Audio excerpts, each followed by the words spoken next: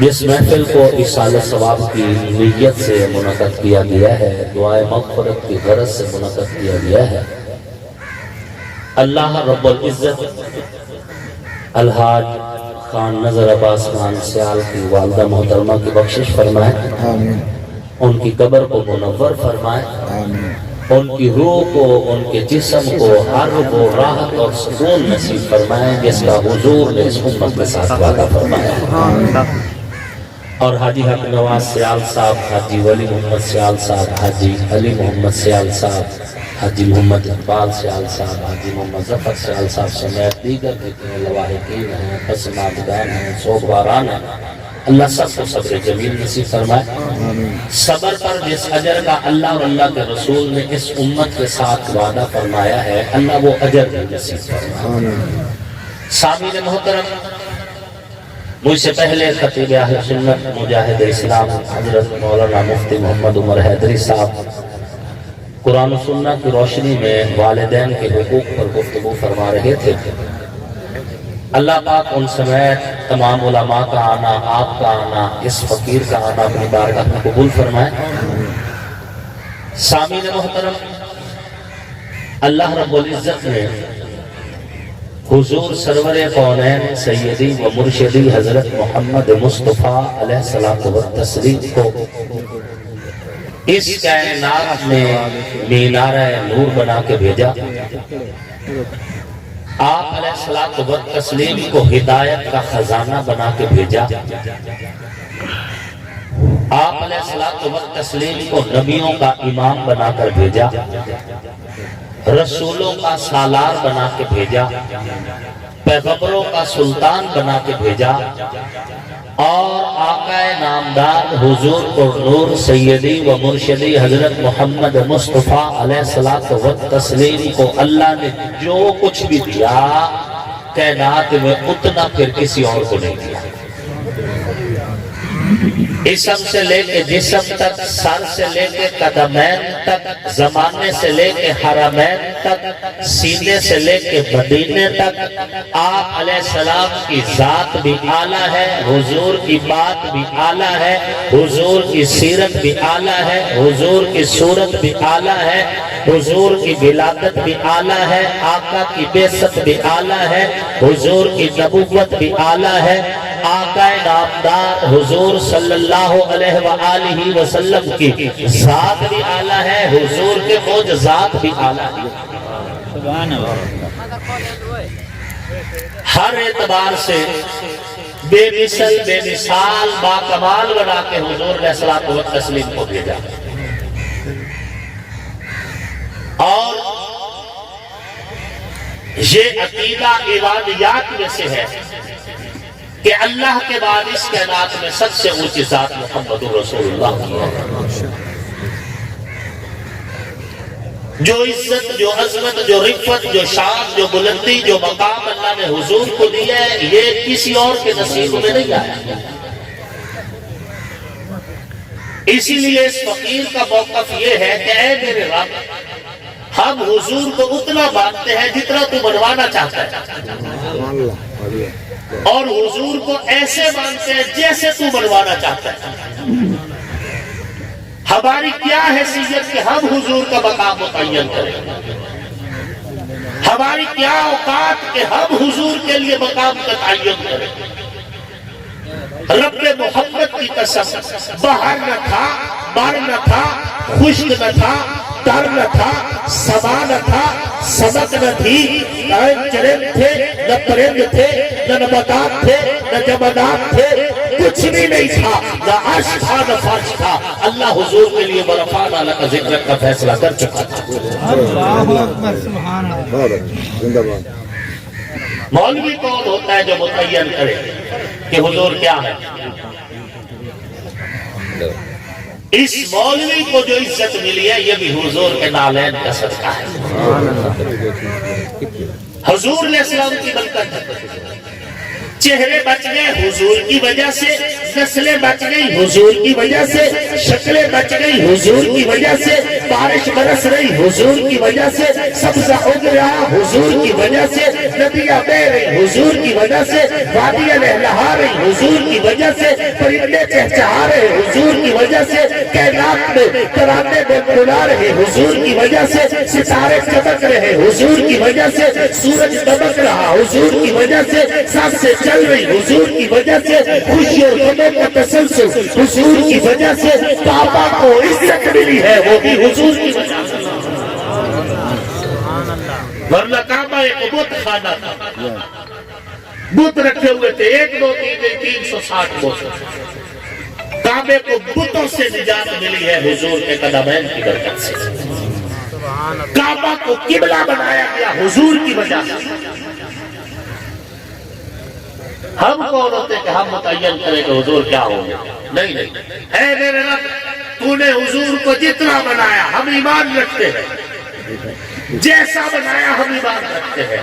اے کائنات کے خالق تو نے حضور کو والضحیٰ کہا، آمنا وصدقنا، واللیل اذا سجا کہا، آمنا وصدقنا، ما زاغ البصر وما طغیٰ کہا، آمنا وصدقنا، الم نشرح لک صدرک کہا، آمنا وصدقنا، لا تحرک به لسانک کہا، آمنا وصدقنا، وما ارسلناک الا رحمۃ للعالمین کہا، آمنا وصدقنا، انا ارسلناک شاہدا کہا، آمنا وصدقنا، محمد رسول اللہ کہا، آمنا وصدقنا، یاسین کا لقب دیا، آمنا وصدقنا، طٰہٰ کا خطاب دیا، آمنا وصدقنا، سبحان الذی اسریٰ بعبدہ، معراج دی، آمنا وصدقنا، لیظہرہ علی الدین کلہ، راج دیا، آمنا وصدقنا، یا ایھا المزمل کہا، آمنا وصدقنا، وثیابک فطہر کہا، آمنا وصدقنا، اور یا ایھا المدثر کہا، آمنا وصدقنا۔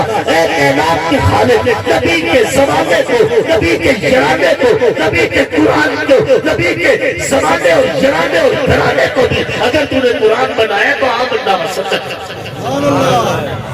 ہم کون ہوتے مقام متعین کریں؟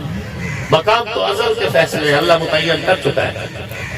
ہم تو آمنا وصدقنا، ایمان لاتے ہیں، تصدیق کرتے ہیں، بس۔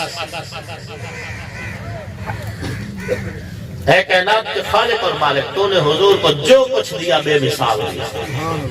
کوئی کسی غلط فہمی میں نہ رہے کہ آنکھیں میری بھی 2 ہیں، آنکھیں حضور کی بھی 2 ہیں، کھانا میں بھی کھاتا ہوں، کھانا حضور نے بھی کھایا، پانی میں بھی پیتا ہوں، پانی حضور نے بھی پیا، میں بھی زمین کے سینے پہ چلتا ہوں، حضور بھی زمین کے سینے پہ چلے، مجھے بھی پسینہ آتا ہے، حضور کو بھی پسینہ آیا، میں بھی سوتا ہوں، حضور بھی آرام فرماتے ہیں۔ جب اتنی باتیں میری حضور کے جیسی ہیں، حضور کے میرے جیسی ہیں، لہٰذا میں حضور کے ورگا ہو گیا یا حضور میرے ورگے ہو گئے؟ نہیں، اور اللہ کی قسم نہیں، حضور کے ورگا نہ فرش پہ کوئی ہے نہ عرش پہ کوئی ہے، حضور کے ورگا نہ اولین میں کوئی ہے نہ آخرین میں کوئی ہے، حضور کے ورگا نہ نبیوں میں کوئی ہے نہ مرسلین میں کوئی ہے۔ اور ہو بھی کیسے سکتا ہے؟ میں بات کروں تو منہ سے تھوک نکلے، حضور بات فرمائے منہ سے نور کی کرنیں نکلے، میں بات کروں تو بات کہلائے، حضور بات فرمائے تو قرآن بن جائے، میں چلوں تو لڑ کھڑا جاؤں، حضور چلے تو فرشتے آ جائیں۔ حدیث ہے، حضور نے فرمایا خلو ظہری للملائکہ، اے صحابہ میری پشت کی جانب سے جگہ خالی رکھی کرو، جب میں چلتا ہوں تو فرشتے میرے ساتھ چلتے ہیں، میں چلوں تو لڑ کھڑا جاؤں، حضور چلے تو فرشتے آ جائیں، میں دیکھوں مجھے بعض اوقات سامنے نظر نہ آئے، حضور جب دیکھتے جیسے سامنے نظر آئے ویسے پیچھے بھی نظر آئے۔ اور اہل سنت والجماعت کا یہ عقید ہے کہ جتنی بصارت، جتنی بصیرت، جتنی سماعت، جتنی حکمت اللہ نے حضور کو دی ہے، کائنات میں اتنی کسی کو نہیں دی۔ حضور فرما رہے ہیں کہ میری سماعت ایسی ہے کہ میں زمین پر بیٹھا ہوں لیکن آسمان جب چیر چراتا ہے تو میں اس کی آواز بھی سنتا ہوں۔ بصارت ایسی کہ جس رب کی ایک تجلی موسیٰ کلیم نہیں دیکھ سکتے، نبی علیہ السلام نے اتنا حضور نے اللہ کو سامنے بیٹھ کے دیکھا جتنا رب چاہتا تھا۔ کوئی نہیں حضور کے جیسا، میں گلی سے گزر جاؤں پتہ ہی نہ چلے، حضور گزرے خوشبو بتائے کہ کچھ دیر پہلے محمد گزرے تھے۔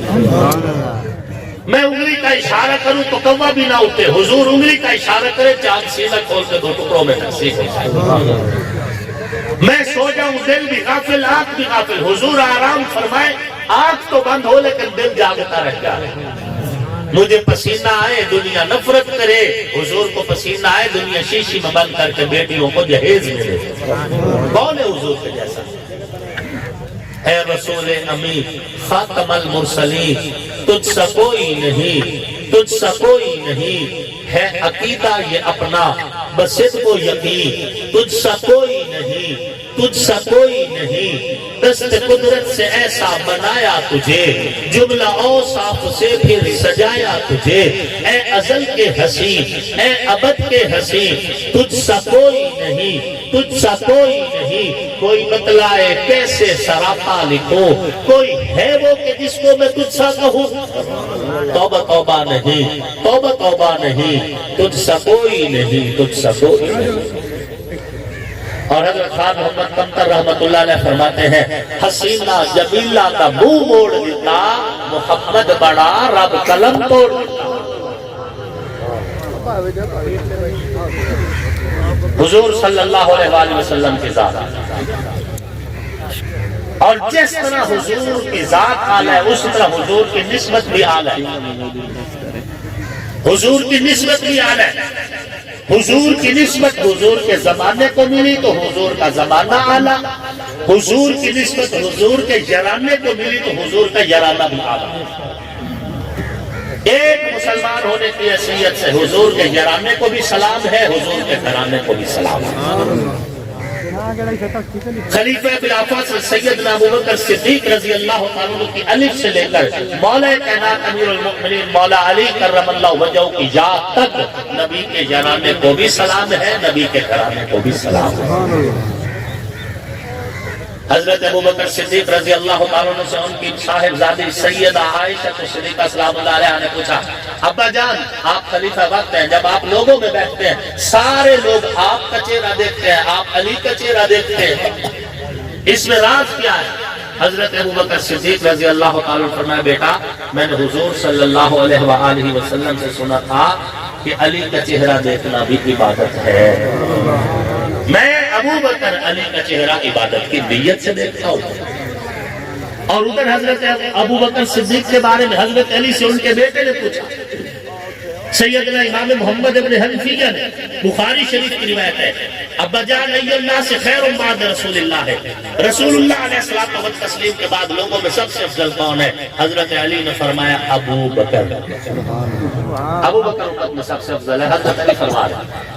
اچھا حضرت علی فرماتے ہیں امت میں سب سے افضل ابوبکر ہے، حضرت ابوبکر فرماتے ہیں علی کا چہرہ دیکھنا عبادت ہے، کعبہ دیکھنا عبادت ہے، علی کا چہرہ دیکھنا، تو جب دونوں طرف سے بات محبت کی ہے تو میں نفرت کیوں بتاؤں؟ جب دونوں طرف سے عزت احترام کی باتیں، نبی کا یرانہ نبی کے گھرانے کی تعریف کر رہے ہیں، نبی کا گھرانہ نبی کے یرانے کی تعریف کر رہے ہیں، تو میں تمہارے ذہن میں نفرت کیوں بھروں؟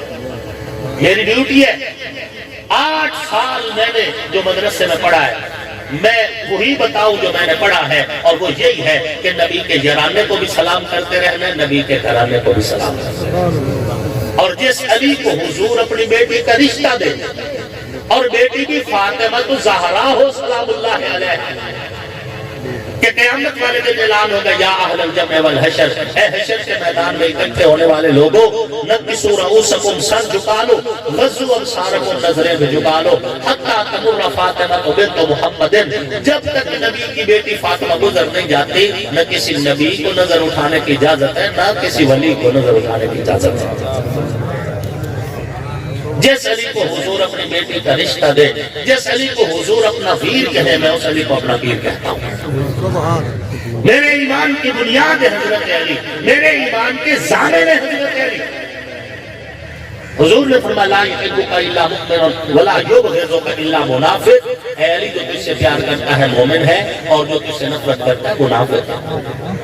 اصحاب کی محفل میں ایک بات ہوئی تھی آقا کے لبوں کی، وہ بات علی ہے جس کو ڈوبا ہوا سورج بھی پلٹ کر دیکھے، عاشق کے عقیدے میں وہ ذات علی ہے۔ اور اے اہل ایمان یہ مت سمجھنا کہ میں چونکہ سیاسی ہوں تو اس لیے جو ہے مطمئن کرنے کے لیے سیاسی گفتگو کرتا ہوں۔